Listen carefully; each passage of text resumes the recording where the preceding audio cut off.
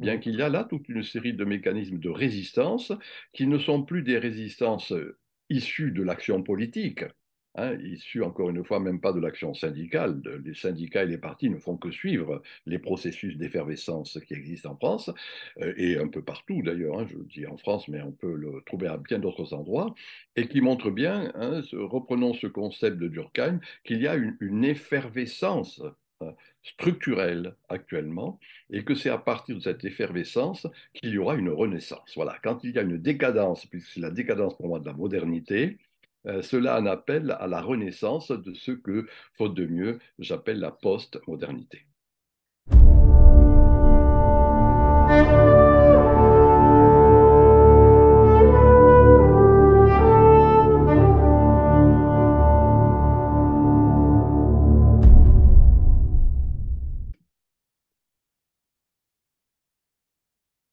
Michel Maffesoli, bonjour. Bonjour, bonjour. Je suis ravi de vous accueillir à nouveau pour la sortie d'un de vos nouveaux livres. Vous êtes très prolixe en ce moment, mais ils sont tous de qualité, fort heureusement. C'est Le temps des peurs. Magnifique livre, très intéressant, qui est dans l'air du temps, puisque j'écris moi-même un livre sur à peu près le même sujet, et je le terminerai bientôt. Mais surtout, j'ai trouvé que c'est un livre qui s'emboîte parfaitement dans une continuité qui est, somme toute, assez longue dans votre création littéraire, qui remonte à votre tout premier, en fait, votre thèse. Oui, c'était ma thèse d'État qui a été publiée en 1979, mais oui, que j'ai soutenue à Grenoble sous la direction de mon maître Gilbert Durand en 1978. Voilà.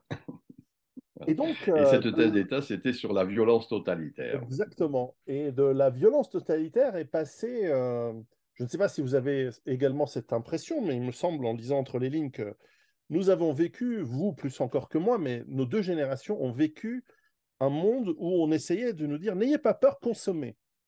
Et puis, depuis une quinzaine, vingtaine d'années, ça change. On est passé à ayez peur et soumettez-vous pour que l'on vous protège de ces peurs que l'on crée nous-mêmes. Ça vient de l'État. Je ne sais pas si vous êtes d'accord avec cette affirmation, mais est-ce que c'est de là que vient la genèse en fait de ce livre? Oh, écoutez, vous savez, c'était d'abord Heidegger ou cette grande dame de la pensée qui s'appelle Hannah Arendt, qui dit qu'on a une idée dans sa vie. Moi, j'ai eu une idée dans ma vie que j'ai développée dans les années 70 et que par après, j'ai repris de diverses manières dans tous mes livres. Et cette idée, elle est simple, hein. Elle est tout simplement le fait que euh, la vie sociale repose sur un accord ou un désaccord entre le pouvoir établi et la puissance instituante. Hein, pouvoir de l'État, des institutions diverses, puissance du peuple. Et quand ça marche, ben voilà, il y a un type d'accord entre les deux. Il est des moments où justement c'est en désaccord. Et dès l'époque, moi, je rendais attentif au fait que ce que j'appelais la violence totalitaire, c'est-à-dire la violence de l'État, consistait à développer, à l'époque j'employais cette expression, maintenant je la corrigerai, un totalitarisme doux. Le totalitarisme doux, c'était la phrase que vous avez dit il y a un instant, je te protège, tu te soumets. Et à l'époque, je développais cette idée de, je disais, hygiénisation, pasteurisation, hein, quelque chose qui faisait qu'on évacuait le risque, hein, le fameux risque zéro, qui à mon avis est une grave sottise. Et donc voilà, et dans le fond, dans le livre actuel, je ne fais que, comme dans des livres précédents, je n'ai fait que tirer en quelque sorte les conséquences de ce qui me paraît être le désaccord entre l'institution et l'instituant. Voilà, entre le fait que la technocratie, la bureaucratie, sous ses diverses modulations, prétend nous protéger et veut surtout nous dominer. Voilà un peu ce que... Donc je Alors, n'ai fait que développer cette idée, hein. oui, et tout de même, vous commencez votre livre par une recherche sur la peur archétypale, sur la peur profonde que finalement tout être humain a en lui. Et de là, vous développez sur la mise en scène de cette peur par la puissance étatique, sous forme de société du spectacle. Vous citez Debord, notamment. Et après, c'est très étonnant, vous développez dans votre livre, et peut-être c'est la suite de vos livres, vos deux livres précédents, sur le complotisme et le wokisme. Alors là, j'étais Mhm. surpris, évidemment, j'ai lu le livre et finalement, c'est très convaincant, mais peut-être vous pouvez nous dire plus comment on passe de la peur archétypale au spectacle et ensuite, voilà, étonnamment, au complotisme et au wokisme. Non, mon idée, c'est que de toute façon, l'expression est une expression que j'espère judicieuse, une peur archétypale. Hein, voilà. Et d'ailleurs, je m'appuie sur des bons auteurs, de l'humour en histoire, Delpierre en philo, et puis d'une certaine manière, je dirais, les bons esprits savent que la peur nous constitue. Hein, je dirais que c'est la peur de la mort. Hein. J'ai cité Heidegger tout à l'heure, Sum tot, hein, vers la mort, vers la finitude qui nous travaille. Donc c'est un élément fondamental, peur archétypale, ou on pourrait dire structure anthropologique, si on le dit à la manière de Gilbert Durand. Alors, donc cette peur, elle existe. Tout le problème, c'est de voir comment on va en quelque sorte la gérer. Et elle est constante. Les sociétés équilibrées n'ont pas voulu dénier la mort, mais se sont employées, je dirais, à la ritualiser, si je le dis d'une manière imagée, à l'homéopathiser, hein, puisque c'est là une structure, encore une fois, indépassable constituant notre espèce animale. Il est d'autres moments, et je crois que nous sommes dans un de ces moments, comme cela a existé d'ailleurs à d'autres époques, où justement la société n'arrive plus à ritualiser et elle se sert de la peur. Hein, il y a une stratégie de la peur. Au lieu d'homéopathiser, de ritualiser cette peur, elle l'exagère en quelque sorte. Et c'est une manière, encore une fois, d'afficher et d'affirmer le pouvoir. Alors, parmi les manières de faire de cela, hein, de cette espèce d'utilisation de la peur, au lieu de la ritualiser, eh bien, en effet, j'ai deux chapitres sur le complotisme et un chapitre sur le complotisme et un chapitre sur le wokisme. Le complotisme, pour moi, c'est tout simplement la vieille attitude inquisitoriale.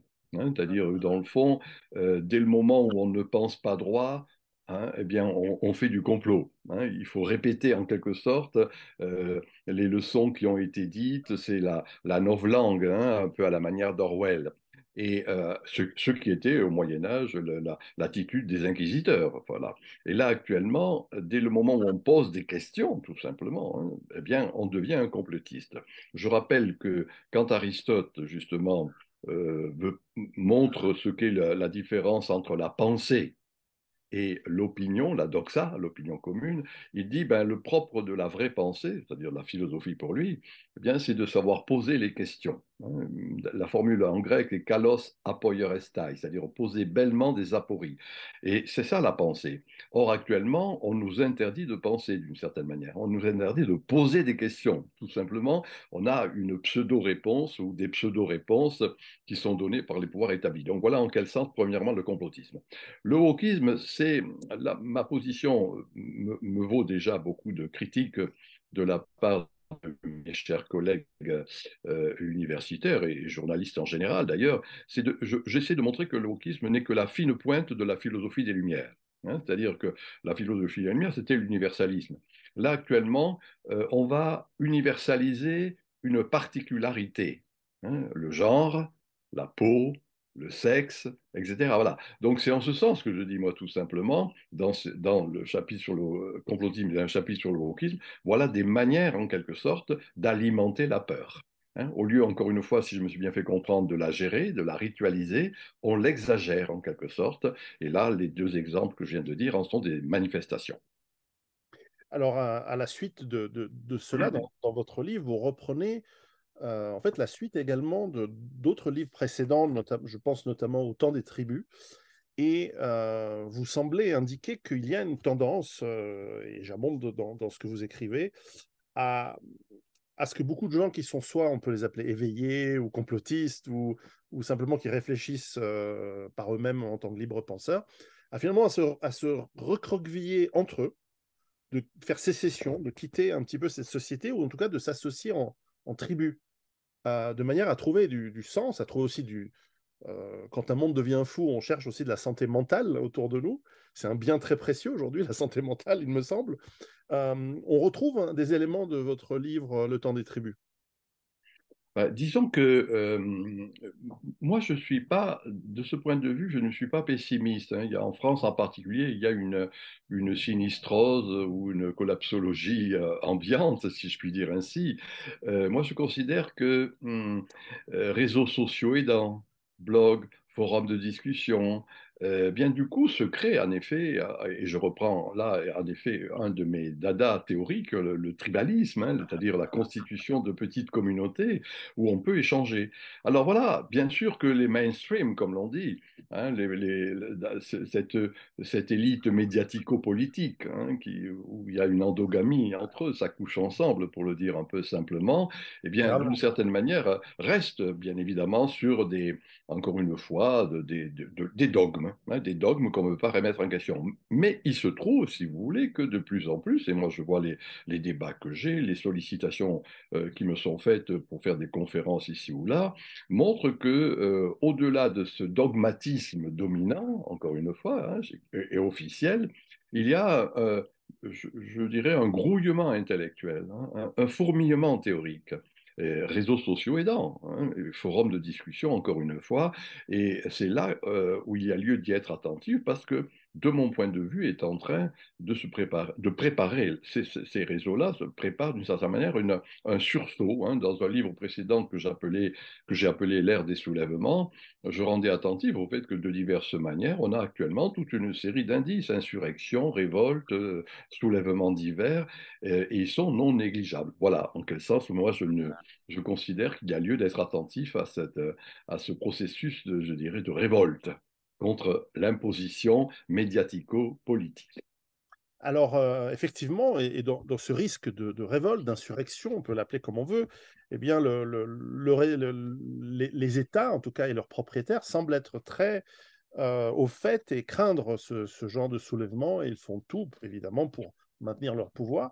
Mais ce qui me paraît étonnant, et vous le relevez également dans ce livre, dans votre livre, que je conseille à ceux qui nous écoutent ou qui nous regardent vraiment de l'acheter, de le lire, euh, car c'était vraiment un signe de nos temps d'utiliser cette peur pour asseoir ce pouvoir. Mais là où justement votre recherche historique vous fait remarquer à juste titre, je crois que si dans le passé, les peurs venaient avec des solutions qui étaient quand même assez concrètes, c'est-à-dire que nous avons peur des raids nomades, on construit des murailles, nous avons peur de l'ennemi aux frontières, on va lever une armée, sur lequel nous allons, en tant qu'État et en tant que pouvoir, bien sûr, nous nourrir sur la bête et vivre grassement, etc. etc. La corruption n'est pas nouvelle. En revanche, aujourd'hui, il semble que les solutions soient soit complètement folles, on a pu le voir ces 3 dernières années, on ne va pas en dire plus pour ne pas être censuré, mais ou alors les solutions sont encore plus de peur. Et ça ne fonctionne pas avec l'être humain. Qu'en pensez-vous? Oui, non, moi je dois vous avouer que je suis beaucoup plus attentif, encore une fois, bon, alors soulèvement, le dernier chapitre de mon livre, là, Le temps des peurs, je montre comment il y a également une révolte populaire, si vous voulez, hein.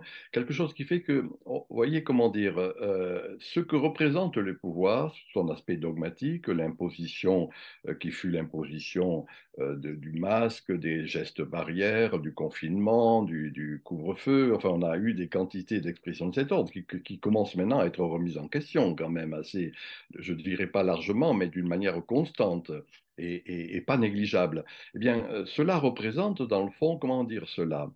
Cela représente un combat d'arrière-garde. Voyez, quand une élite pressent qu'elle a perdu, elle en rajoute. Hein. Un grand sociologue, moi, qui m'a beaucoup inspiré, qui est Julien Freund à Strasbourg, qui avait créé un institut de polémologie dont j'ai par après hérité. Freund disait que quand une armée, je dis bien pressant, hein, c'est-à-dire que c'est pas théorique comme ça, qu'elle a perdu, ce sont les fameux, en français on le dit, les combats d'arrière-garde, hein, c'est-à-dire des combats sanglants. On tue, puisque cette armée sait qu'elle a perdu. Et pour moi, c'est un peu quelque chose de cet ordre qui est en jeu, c'est-à-dire cette armée en la matière, la technobureaucratie, hein, ce que cet historien qui s'appelait Ballas, Étienne Ballas, s'appelait la bureaucratie céleste, hein, c'est-à-dire encore une fois qui est là-haut et qui est censée surveiller tout, eh bien, elle pressent elle est en perte de vitesse. Et on le voit en France actuellement où il y a une vraie déconnexion par rapport aux politiques, une vraie méfiance par rapport aux politiques, hein. L'abstentionnisme de ce point de vue est quelque chose de très important. Pour moi, c'est aussi un soulèvement de ne pas aller voter d'une certaine manière. Voilà. Eh bien, comme elle pressent ça, elle en rajoute.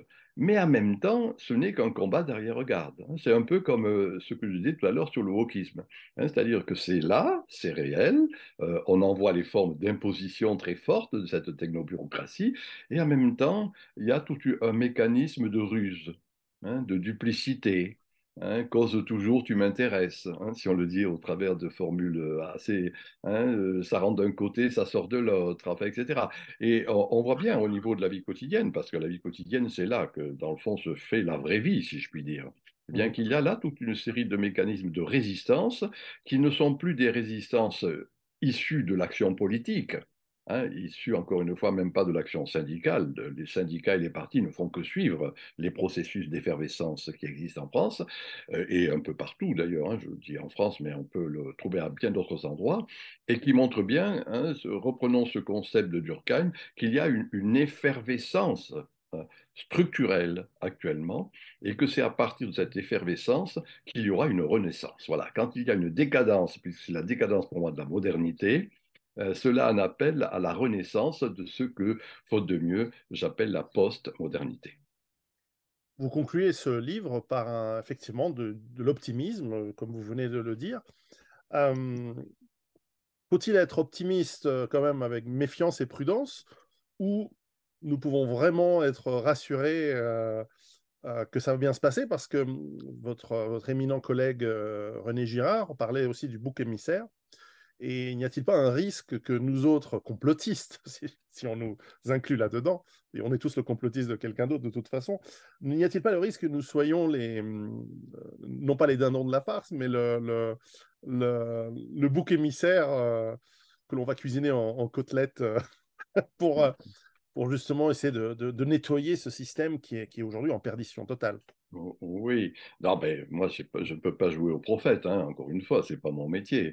Et ce que vous venez de dire est aussi une possibilité, soyons clairs. Il est possible que, au-delà de ce que j'ai appelé à l'époque un totalitarisme doux, ce soit un totalitarisme strict qui s'élabore, hein, c'est pas tout à fait impossible. C'est pas mon sentiment. Je n'ai le mot que vous avez employé ne me convient pas. Ma position n'est pas une position optimiste, hein. Là encore, c'est une catégorisation morale qui n'est pas mienne. Moi, je dis tout simplement, j'essaie de développer, et ce fut l'objet de tous mes livres depuis une quarantaine d'années, d'avoir une position réaliste, hein. C'est le réalisme. Le réalisme, c'est, dans le fond, savoir repérer, savoir voir, hein. Moi, on me dit sociologue, moi, je dis surtout, je suis un voyeur. Et le voyeur peut être un voyant, si je puis le dire ainsi, hein. C'est-à-dire qu'il faut voir les choses. Or, il se trouve que au niveau de ce que l'on voit, hein, c'est-à-dire non pas ce qu'on aimerait qu'il soit, mais ce qui est tout simplement, eh bien, on se rend compte qu'il y a toute une série de formes de résistance et que ces résistances peu à peu s'accumulent, vous voyez. Il y a une lente sédimentation de ces résistances et on en voit, nous, maintenant, de diverses manières en France, des manifestations, l'importance des manifestations chaque semaine. Je veux dire, il y en a un peu partout. Alors les mainstream en parlent très peu ou très mal ou s'emploient à cacher, mais ils ne peuvent, on ne peut plus trop le cacher, cela, vous voyez. Et le fait qu'encore une fois, revenons aux réseaux sociaux, qui là pour moi est véritablement la- la- la- l'élément, si vous voulez, qui va permettre en quelque sorte que la résistance, la libre pensée arrive à s'imposer par opposition aux dogmes, encore une fois, qui nous sont déversés de diverses manières. Voilà. Vous voyez, moi, c'est dans le fond les forums, les plateformes, les blogs, les discussions, etc. Pour tout vous avouer, je considère, voyez, que à la ressemblance de ce que fut le troisième, quatrième siècle de notre ère, où il y avait la décadence romaine, et où il y avait une petite religion de rien du tout, on se demandait si elle allait survivre, c'était le christianisme, hein. Il y avait d'autres religions, des nobles plus importantes. Or, c'est le christianisme qui a triomphé. Pourquoi? Parce que c'est Ernest Renan qui l'indique ça. C'est parce que cette petite église de Milan va sécréter le dogme de la communion des saints, hein, c'est-à-dire on est unis entre Lugdunum, Lutèce, Narbonne, Rome, etc. Et c'est ce qui va assurer le triomphe de ce christianisme. C'est une métaphore. Pour moi, actuellement, Internet, c'est la communion des saints postmoderne. Vous voyez, c'est-à-dire que d'une certaine manière, au travers de tous ces endroits de petite résistance, eh bien, il y a quelque chose qui est en train d'être alternatif, encore une fois, aux impositions autocratiques du pouvoir. Alors, il y a un dicton russe qui dit que l'optimiste apprend l'anglais, le pessimiste apprend le chinois et le réaliste achète une Kalachnikov. Bon, je ne connaissais pas là. Mais D'accord. en tout cas je conseille la lecture. Nous allons rester en ligne. Nous allons passer à la deuxième partie de cet entretien. On va embrayer sur peut-être des questions plus profondes, plus personnelles. En tout cas, je conseille à tout le monde l'achat de ce livre extraordinaire. Moi, j'ai beaucoup aimé. Je l'ai lu d'une traite, Le Temps des peurs. Je l'ai beaucoup annoté parce que il me donnait quelques précisions sur le travail que je fais sur celui que je termine en ce moment. Vous trouverez la suite de cet entretien sur mon Patreon dont le lien est ci-dessous et ainsi vous pourrez découvrir non seulement les réflexions du professeur Maffesoli sur comment nous pouvons éviter d'avoir trop peur, comment nous pouvons faire face à l'état totalitaire et bien sûr toutes sortes d'autres contenus exclusifs qu'il y a sur Patreon. À tout à l'heure. Préparez-vous.